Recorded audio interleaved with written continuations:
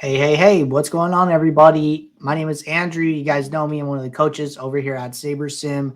I am doing our week 12 review show solo this week. Max could not join me, and Danny could not fill in for him, unfortunately, here. But we wanted to keep the streak alive here, so wanted to do our weekly NFL review show for you guys to give you guys some thoughts and ideas heading into week 13.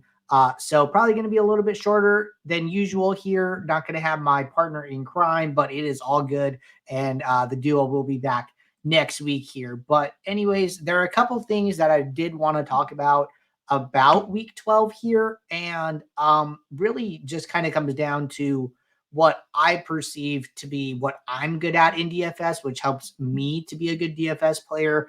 And that comes down to a couple things. The biggest thing is identifying which spots the models do not handle well and trying to account for that.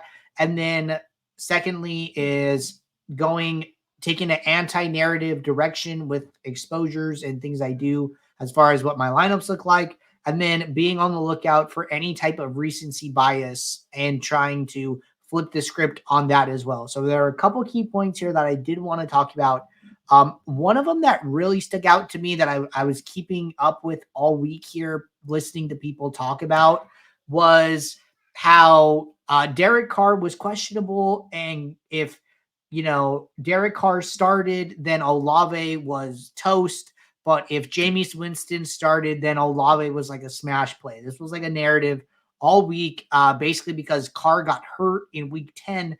Winston came in, he threw a bunch to Olave. Olave had a very strong second half, and everyone like, hey, Chris Olave is going to turn it around with Winston at the helm, right? But Carr is back, so everyone goes, oh, Olave is dust, right? And if you guys watch the game, Olave ended up getting hurt here, but he had a huge first half. He was just crushing it in the first half.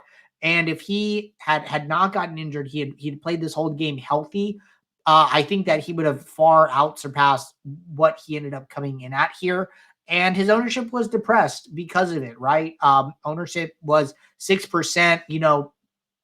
If you look at his projected ownership, it's about 14%. This is because of the way we create the ownership projections. Like our models say like, hey, this is an efficient rate to play this player at. This is what his ownership should be. But in football and these narrative driven sports, we have all week to talk about something. Ownership gets moved drastically by all of these articles and shows and people having recency bias and people having, very strong opinions. And something like this just drives his ownership down. So like Olave was somebody that I was thinking a lot about this week, being like, hey, this would be a good person to target. Everyone says he's dust. Let's flip the script on that. Let's take the opposite approach. And it was looking great in the first half there. So like that's something that I wanted to talk about. Another like very narrative, maybe like recency bias. Danny and I actually talked about this, but I feel like we've been talking about this all year, but we've been talking about Bijan, right? Like, hey, the numbers are good for Bijan. We think he's going to get going. Like, we're going to continue to play him. And another situation, right? Projected ownership 12%. So what the builder thinks is a good ownership projection for him. And then he comes in at 4%, basically like saying like the field is just giving up on Bijan. They're just they've been trying to stick with it and it's just not working, and they're off of him. They're gonna go play somebody else.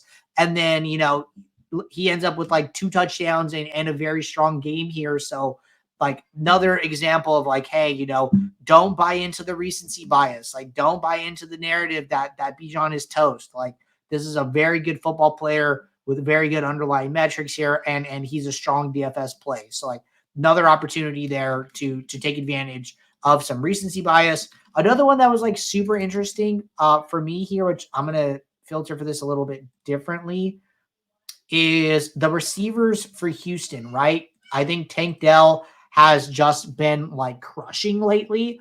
And a lot of people have been taking notice, right? And then if you come in here and you look at this, right? Tank Dell, 6,900, Nico Collins, 6,400.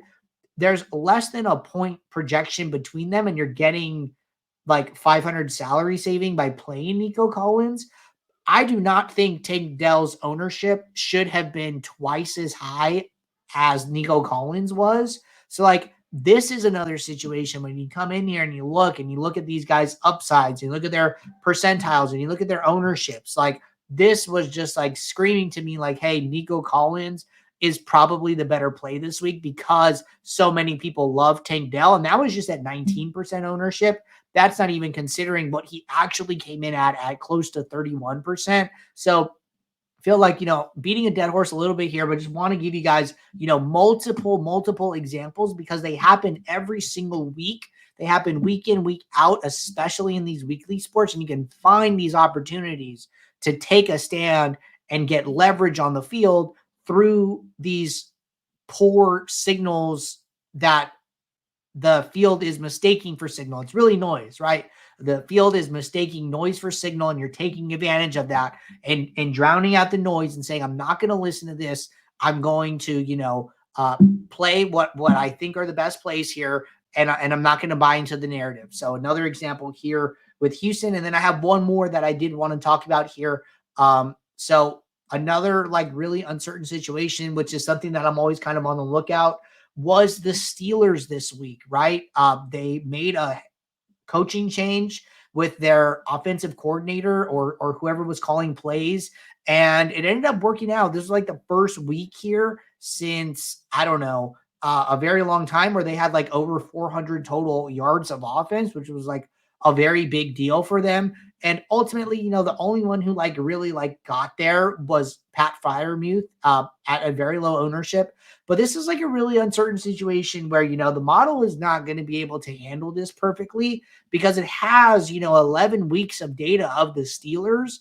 But when somebody else comes in and completely flips the script on play calling and coaching and style, like, the model can't react to that very well. We saw this earlier in the year with the Raiders when they let go of Josh McDaniels and they got an interim head coach. Like, this was another thing that I was taking a look at, right? So it seems like the field reacted very heavily to some news that broke that Jaylen Warren was going to be getting the bulk of the snaps. And, funny enough, Najee Harris ended up outperforming him at super low ownership. I don't think both were really a great play overall here, but I wouldn't have minded, taking some shots on, Kenny Pickett, on some of these pass catchers here, right? Like, they haven't been super efficient. They're going to want to turn up the offense.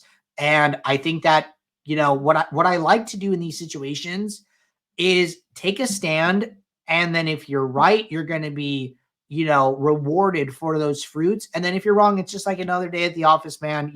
It's daily fantasy sports for a reason. The great thing is that you get to come back tomorrow and try again, but with an uncertain situation and you don't know how it's going to play out. And that the projections are less accurate for this specific instance. That is a situation where I want to take a heavy stand.